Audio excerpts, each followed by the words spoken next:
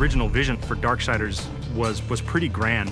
And we weren't able to execute on that fully in Darksiders 1, but Darksiders 2, a lot of the stuff we really wanted to have in there, like loot, like skill trees, leveling up, a big world that you could explore at your leisure, getting new abilities that allow you to then see more of that world. We get to do a lot of that in Darksiders 2, and we're really excited about it. When we were coming up with the loot for the game, we had a lot of fun. We knew the weapon types and the armor and stuff that Death would wear, but obviously we want to have a lot of variety and allow people to really make their guy look different from their friends. Let me tell you about loot. It's the best new feature we're adding to Darksiders 2. You get to pick whatever gear you want to use. Do you want to use a heavy axe? Do you want to use a faster set of claws?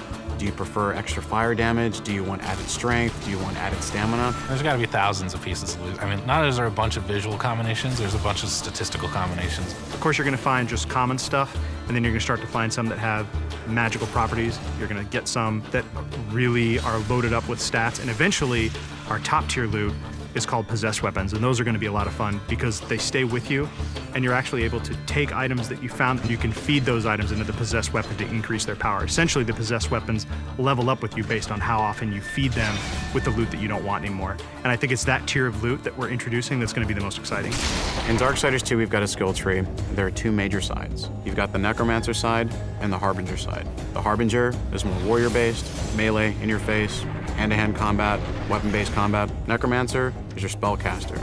Your big nukes, fire, arcane, lightning, all that cool stuff. There's certainly not a chance to just stand in one place in Darksiders 2. The characters are more aggressive in this game. They're kind of up on top of you very quickly.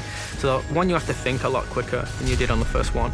But because you've got so many different tools to handle that combat now, players can handle it in a lot of different ways. They can hold back and use a lot of the magic if they're not very good at the melee combat, but you can also get in and get through from a very up close and personal style of gameplay. So it's really down to the type of player who's playing the game.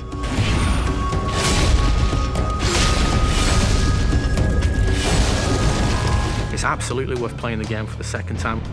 We hold back some of our really, really high-end, powerful loot items for the second read-through.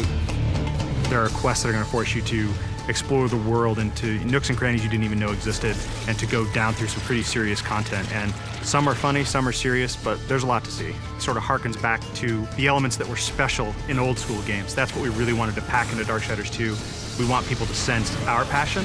It's a game made for gamers by gamers.